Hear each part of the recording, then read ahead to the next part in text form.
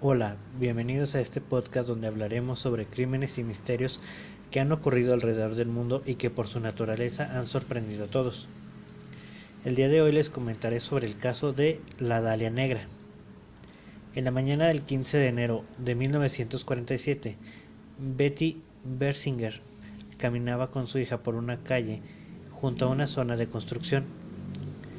En compañía de su hija, se encontraban en el vecindario de Leimert Park, en la ciudad de California.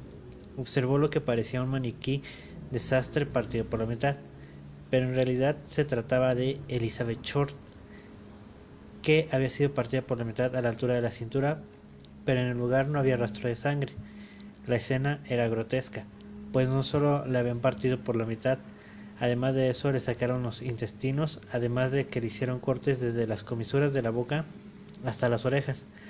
A esto se le conoce como la sonrisa de Glasgow. Eso es una marca que se originó en una ciudad escocesa que se volvió popular entre las pandillas inglesas.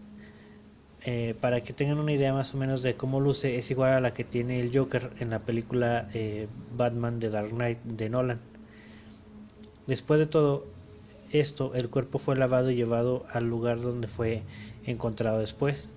El asesino lo limpió y lo llevó donde lo encontró Betty en compañía de su hija. Todo esto causó un frenesí en la prensa y el público por la naturaleza del crimen despiadado y misoginia del crimen. Se hicieron más de 50 entrevistas a sospechosos, a los que incluían a hombres y mujeres, además de que algunos confesaron el crimen. El asesinato jamás ha sido resuelto, pero todo esto se sumó a la conexión con el glamour de la zona. A esto me refiero a que se supo que vivía en Hollywood, era una aspirante a actriz, y esto se volvió un triste cliché de la chica que va a la ciudad a triunfar y todo le sale mal. Pronto fue conocida como la Dalia Negra, que más bien era un guiño a la película estrenada un año anterior a estos acontecimientos llamada La Dalia Azul, y que de hecho la víctima se parecía a la protagonista de la película. Décadas después de estos hechos, este caso ha inspirado tesis, proyectos de cine, el que una banda de death metal se llamara así, además de que se han hecho referencias en videojuegos y programas de televisión.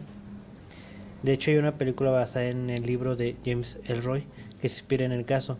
El mismo Ellroy comenta que no hay esperanzas de que este caso tenga solución. Bueno, aquí les quiero comentar un poco sobre la vida de Elizabeth, lo que se ha podido investigar.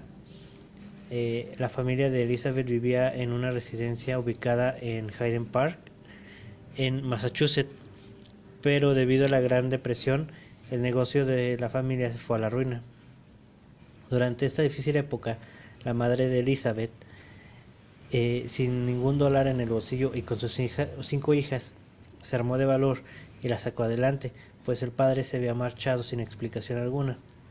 Pero Phoebe, la madre, así se llamaba la madre de Elizabeth, no renunciaba a su vida acomodada y de lujo, y por eso inyectó esas ideas a sus hijas, en especial a Elizabeth.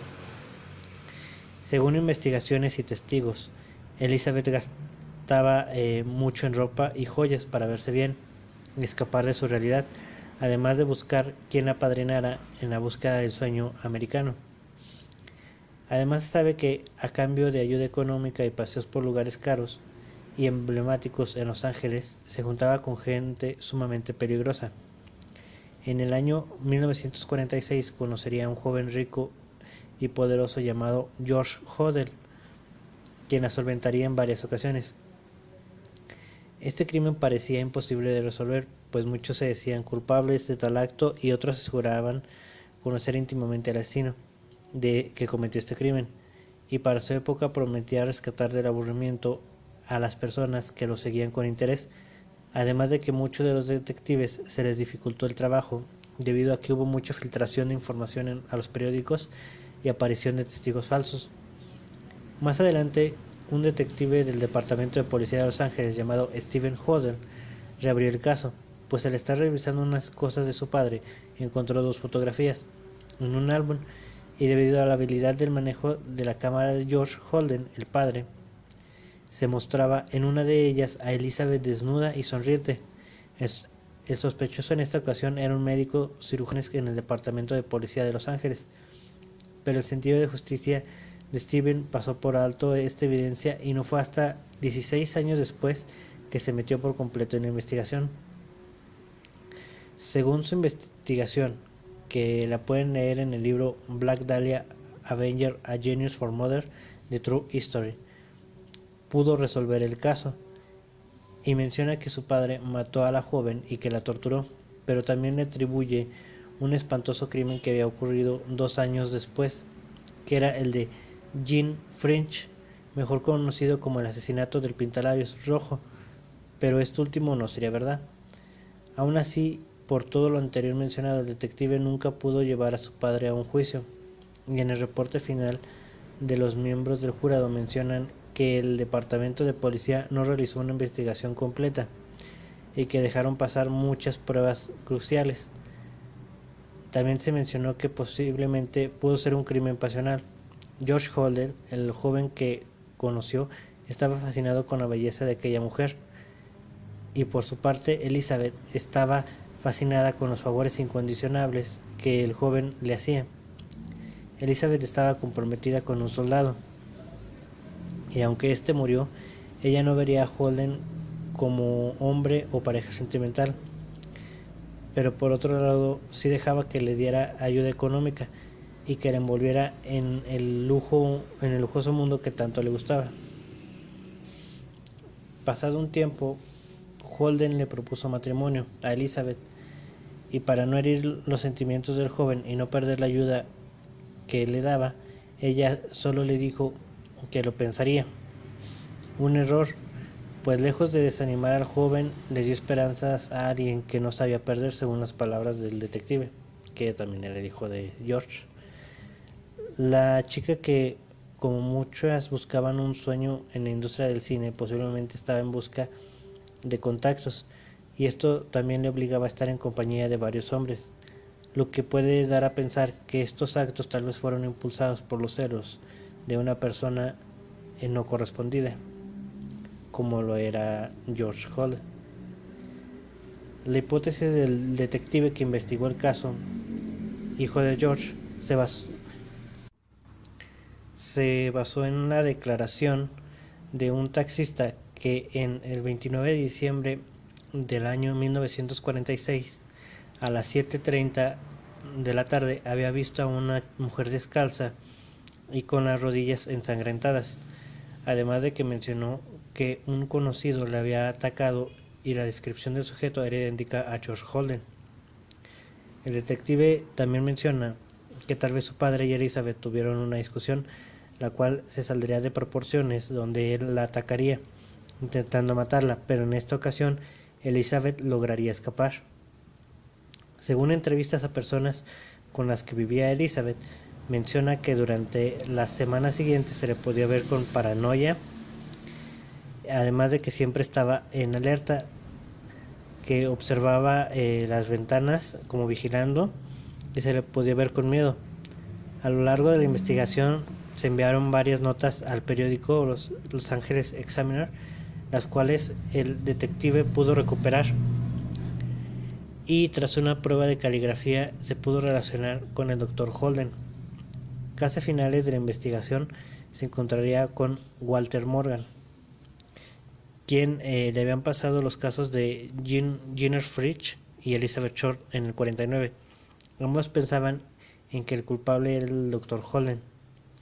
Morgan y su compañero se dieron cuenta que dentro de la misma policía había cómplices del mismo caso, y que además se habían encargado de desaparecer varias de las pruebas que relacionaban los dos casos, el de Jenner y Elizabeth, y muchas de las pruebas que aún quedaron fueron manipuladas. El modus operandi en ambos casos fue muy similar, y además, por las laceraciones en el rostro de ambas víctimas, apuntaba a que era un doctor. Sin embargo, por la evidencia desaparecida, los detectives no pudieron comprobar la culpabilidad de Holden y no pudieron acusarlo abiertamente.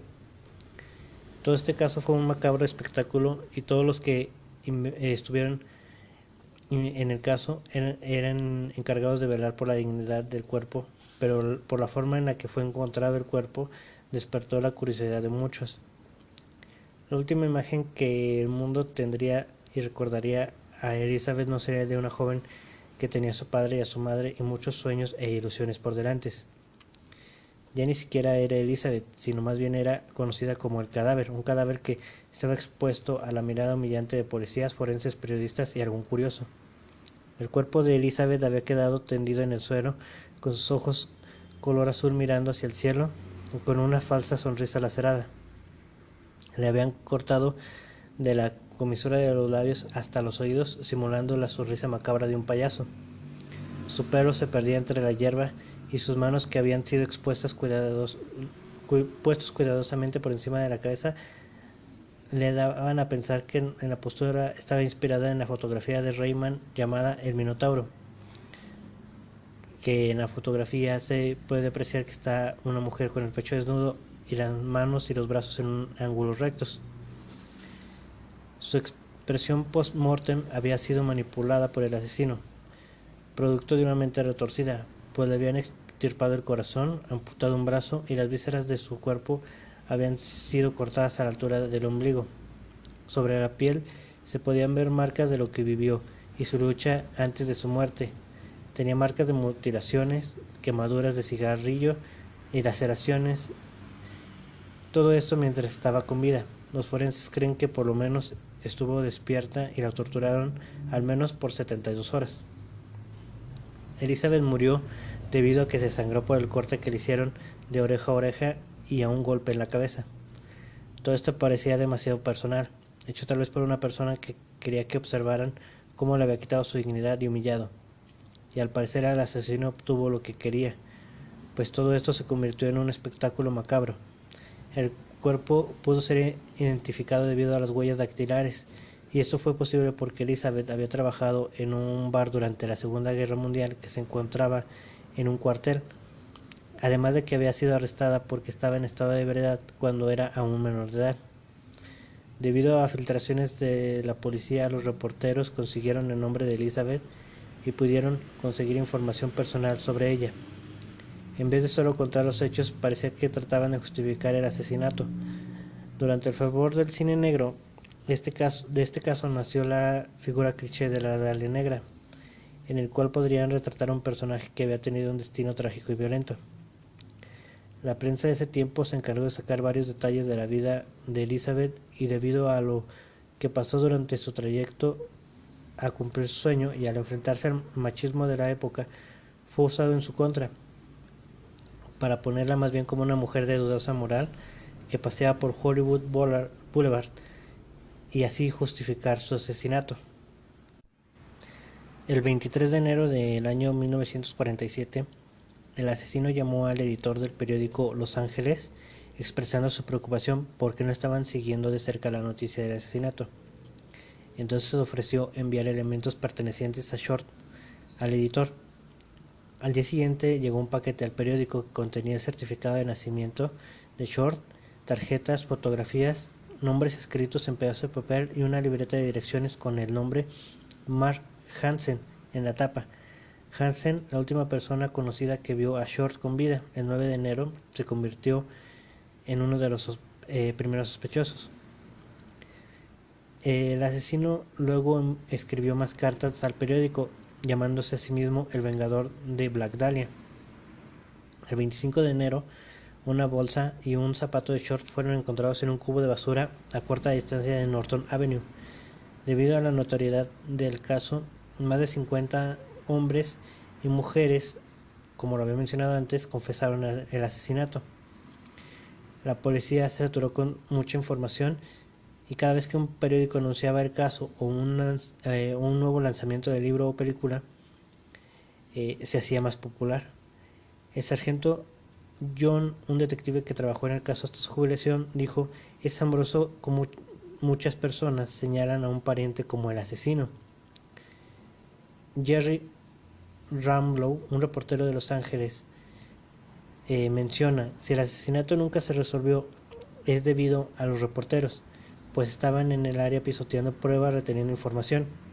A la policía le llevó tiempo tomar control total de la investigación y los reporteros recorrían libremente las oficinas de departamentos, se sentaban en sus escritorios y respondían los mismos teléfonos de la policía. Mucha información del público no fue pasada a la policía, ya que los periodistas se apresuraban a obtener las primicias. Los periódicos de William Randolph Hearst en Los Ángeles y los llamados Los Ángeles Herald Express y Los Ángeles Herald Examiner frivolizaron el caso.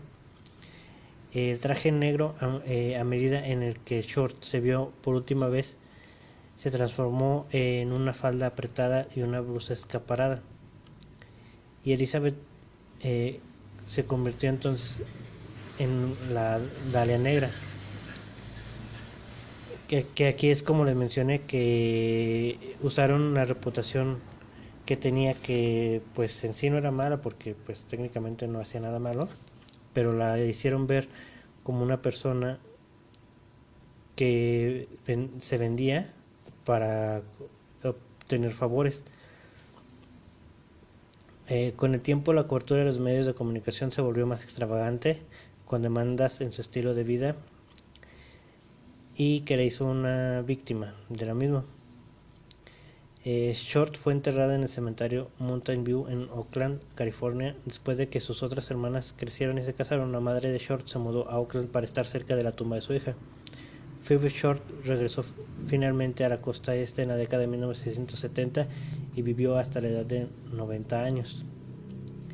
Según informes de prensa, poco después del asesinato de Short recibió el apodo de Black Dahlia o Dalia Negra en Long Beach en el verano de 1946, como una referencia a la película de La Dalia Azul. Pero muchos mencionan que más bien el apodo fue inventado por los reporteros del periódico que cubrieron el asesinato. En cualquier caso, Short no se reconoció como la Dalia Negra en vida. Y bueno, aquí hasta el momento este caso sigue sin resolverse. No se ha dado una solución totalmente, y pues por el tiempo que lleva, yo creo que por muchos, como muchos otros casos que también he mencionado aquí, no se va a tener una solución, o se va a llegar a saber quién era. Aquí, por ejemplo, el detective que investigó a su padre, que era George Holden, pudo ser un buen sospechoso, ya que muchas de las características embonaban con lo del crimen. Pero cuando empezó a mencionar también que su padre había cometido el asesinato del pintalabios rojo, muchos ya no le empezaron a creer, como que perdió credibilidad. Solamente pensaron que lo estaba haciendo para ganar fama o para llamar la atención, lo cual a mi pensar fue un error, porque viéndolo tenía una buena investigación y tal vez eso pudo haber cerrado el caso de la Dalia Negra. Pero bueno, muchas personas siguen investigando, o a veces llegan a inventar cosas solamente para ganar notoriedad. Aquí, bueno, toda esta información la obtuve de las páginas bbc.com y abc.es, a la que les doy las gracias. Y todo esto, bueno, sería todo por el momento. Espero les haya agradado el episodio. Y se me olvidaba, hice una página de Facebook de este canal de podcast. Se llama igual El Club del Misterio. Espero se puedan dar una vuelta y les guste. Ahí estaré subiendo algunas imágenes sobre referente a los casos que he estado narrando. Y muchas gracias por escuchar este episodio, y los espero hasta el próximo. Hasta luego.